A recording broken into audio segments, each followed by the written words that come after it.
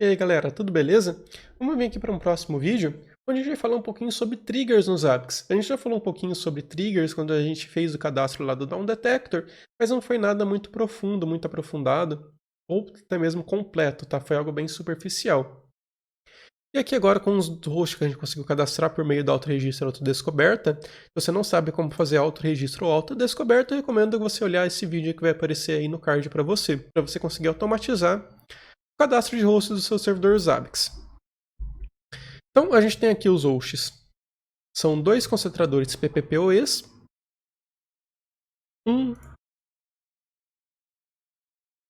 São três concentradores PPPoEs. Um roteador MikroTik servindo de CGNAT. Um detector e um servidor Linux e o próprio Zabbix Server. Quando a gente vai criar triggers, a primeira coisa que a gente tem que fazer não é criar trigger, é abrir uma planilha de Excel e pensar, colocar os dados que você coleta e pensar, que dado é importante eu gerar um aviso? Porque, por exemplo, a gente está falando de roteador. Cara, para que você vai monitorar espaço em disco de roteador? A gente não usa espaço em disco de roteador, a menos que você esteja fazendo uma função de FTP, uma função de User Manager que a MikroTik tem, mas via de regra, um roteador não vai encher o espaço em disco nunca. A menos, claro, que ele tenha sofrido um ataque, alguém fez algo malicioso, mas é algo muito pontual.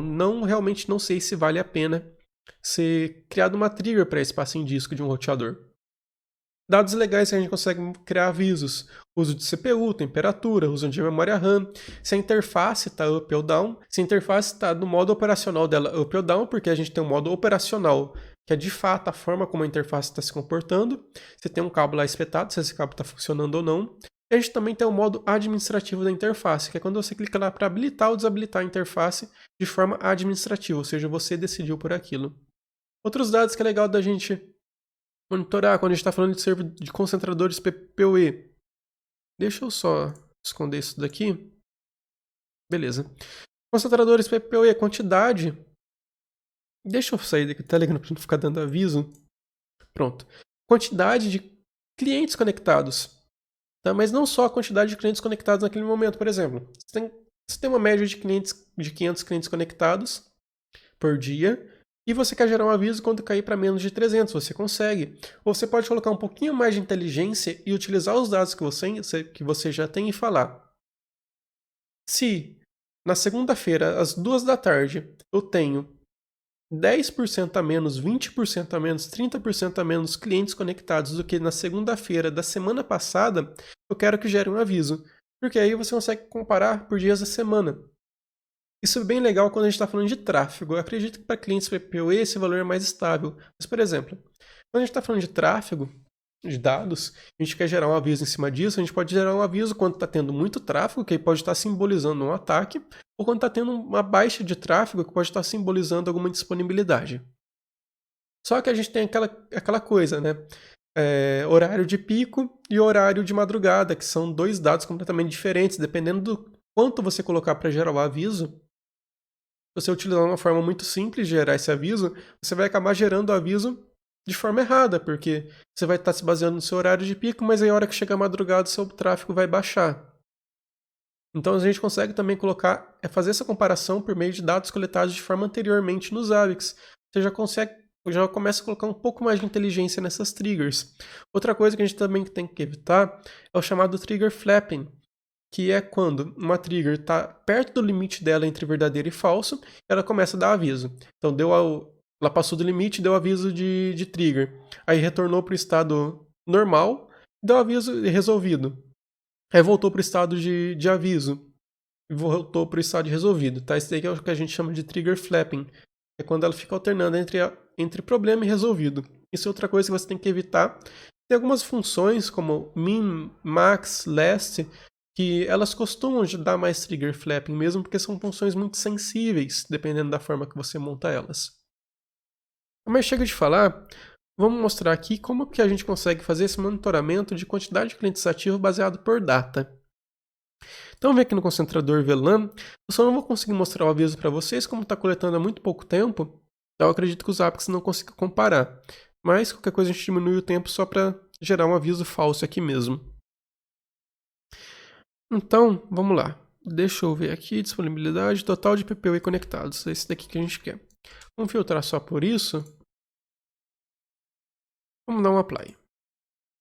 Então vamos lá, como que a gente faria uma trigger com isso? Vamos vir aqui na configuração do host, então configuration, hosts. Esse daqui, para quem que eu estou olhando, é o VLAN 17. Então VLAN 17, vamos vir em triggers, deixa eu já excluir todas. Ou melhor, vamos ver se tem aqui já. Então beleza, vamos explicar ela. Eu acho que vai ser mais fácil eu explicar com a trigger montada do que eu tentar fazer junto com vocês. Vamos ver aqui em template informações, vamos aumentar isso daqui. Vamos aumentar também o tamanho da tela, vocês já devem estar me xingando. Então 150%. Vamos aproveitar e dar mais um zoom aqui, beleza. Então vamos entender o que essa trigger aqui faz. Primeira coisa, o nome dela. Quantidade de PPE ativos é 30% menor. Menor do que o quê? 30% menor do que 7 dias atrás. No caso, é isso daqui que a trigger faz. Ela verifica a quantidade de PPE, ela verifica se a quantidade de PPE atual é 30% menor do que no mesmo período há 7 dias atrás e como que ela faz isso. Vamos falar um pouquinho sobre sintaxe da trigger primeiro. Vamos lá, deixa eu jogar isso aqui para baixo. Como que uma trigger funciona? Desta forma aqui.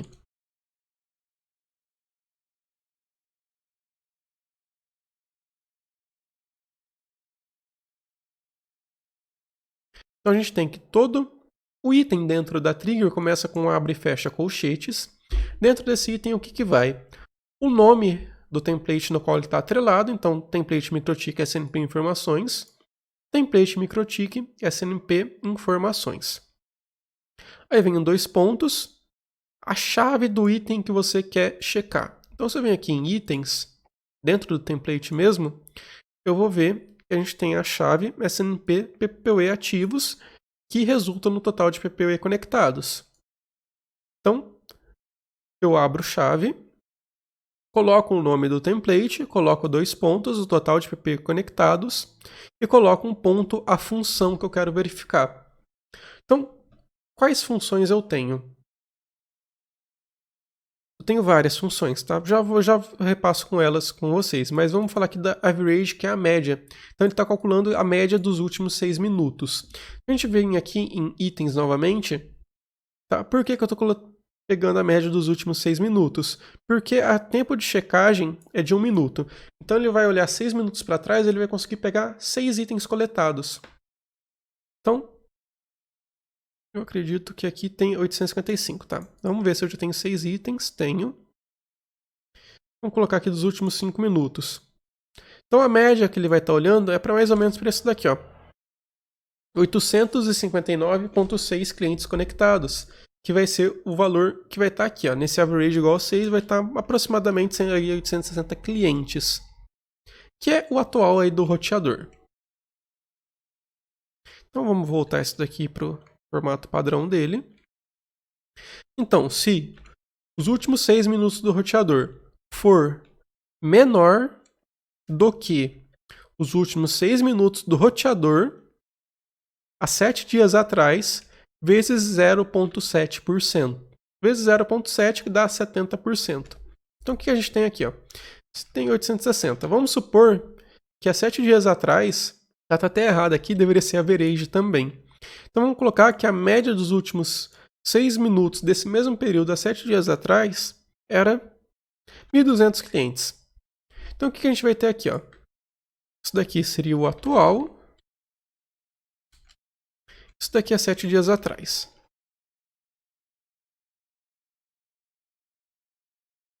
Sete dias atrás. Então, isso daqui está aqui. E o atual está nessa parte aqui de cima, que são duas expressõezinhas. Então tá. Como que é feito o cálculo? Então, se eu tenho 1.200 e estou fazendo ele vezes 0,7, então eu vou ter 1.200 vezes 0,7, 840 clientes. igual a 840. Então, o que a gente tem aqui? Então, o que a gente tem aqui? O atual é 860 e o valor que ele está procurando, vezes 0,7, é igual a 840. 860 é menor do que 840? Não é menor, então a trigger não é ativada. Se aqui fosse 830, por exemplo, aí sim iria gerar o aviso que a trigger... Aí sim iria gerar o aviso. E por quê? 830 é menor que 840, porque o valor de 7 dígitos atrás vezes 0,7, que dá 70%, é menor realmente do que o valor atual, é 30% menor que o valor atual, então o aviso seria gerado. A gente consegue fazer isso com PPoE, com tráfego da interface, mas tráfego é algo que você tem que tomar muito cuidado para quando for fazer trigger, porque é muito fácil ocasionar falso positivo e flapping por conta do próprio funcionamento da internet, né? Das oscilações que a gente tem por padrão mesmo. Então vamos ver aqui outros tipos de trigger. Se a fonte desligou ou não, então a gente consegue ver por meio da diff. Então o que essa diff aqui faz? Ele checa se o estado se ele checa se a PSU1 houve alguma diferença do seu coletado ou não, ou seja, se ela estava em 0, 0, 0, aí veio 1. Então, então do último para o penúltimo houve uma diferença. Se houve uma diferença, diff recebe 1. E se o último valor coletado for igual a 0. Por quê? 0 quer dizer que está desligado, que a fonte está desligada. Então ela vai estar lá, 1, 1, 1, 1. Aí a fonte deu problema, ela desligou, foi para 0. Então o que acontece? O último valor coletado vai ser 0 e realmente do último para o penúltimo houve uma diferença. E por que a gente faz isso? Então vai ocasionar a ativação da trigger. Isso daqui é legal também para a gente fazer com velocidade da interface. Deixa eu ver se eu tenho um exemplo aqui de velocidade de interface. Tá, não tenho. Tá, mas como é que ficaria? Eu acho que eu não coleto a fspeed aqui. Deixa eu confirmar.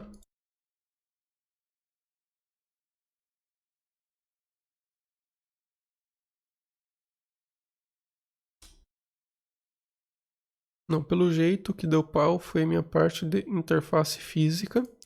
Não execute now aqui para ver. Se aumenta a quantidade de itens coletados. Aumentou, beleza. Tá, aumentou, mas pelo jeito não coletou. Tá, não vou conseguir mostrar para vocês, infelizmente. Foi. Então vamos lá. Então tem Ether 1 velocidade, Ether 2 velocidade, Ether 3 velocidade. Se eu voltar aqui em triggers, tá, vamos pegar uma trigger aqui para criar. Velocidade abaixou. Por exemplo, mais exemplo de trigger. Vamos colocar high. Vou adicionar uma expressão, o item. Vai demorar um pouquinho para carregar, porque tem bastante coisa aqui. Ctrl F, velocidade. Pronto, Ether 1 velocidade. Vamos deixar como last. Essas aqui são todas as funções dos AVIX, tá? Então, se o last... Vamos começar por diff. Então, se houve uma diferença entre o último e penúltimo valor coletado,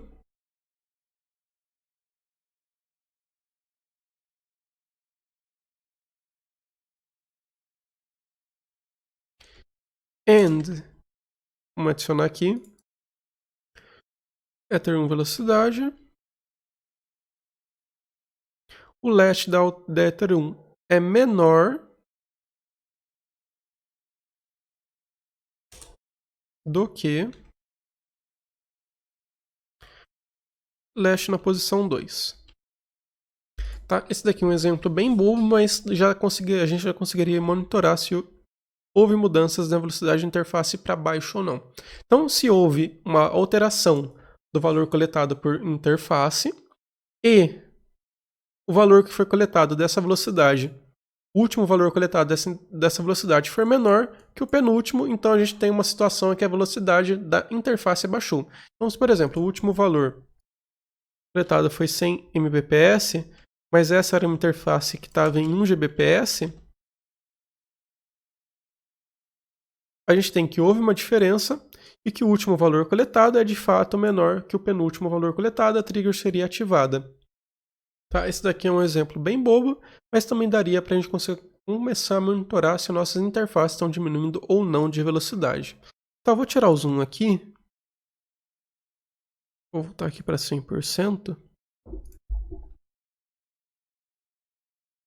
Beleza, voltou para 100%. Vamos ver se tem alguma outra trigger que é legal de comentar aqui. Se a interface caiu, logicamente. Então a gente tem aqui, ó, se o estado operacional da interface 4, o último for 2, que quer dizer que houve uma queda, e quando está em 2 quer dizer que o estado operacional é down, e houve diferença, então a gente gera a trigger. Estado resolvido é quando o último coletado é diferente de 2.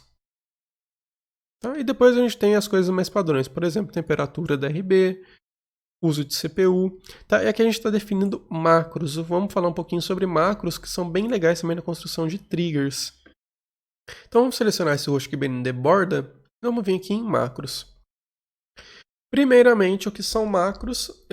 Se você é acostumado com qualquer linguagem de programação ou com scripting, macros no Zabbix é a mesma coisa de variável. Se você não sabe que uma variável é uma chave que guarda um valor que pode ser definido por você ou que pode ser recebido de algum outro lugar, tá? Nos Zabbix nós mesmos definimos.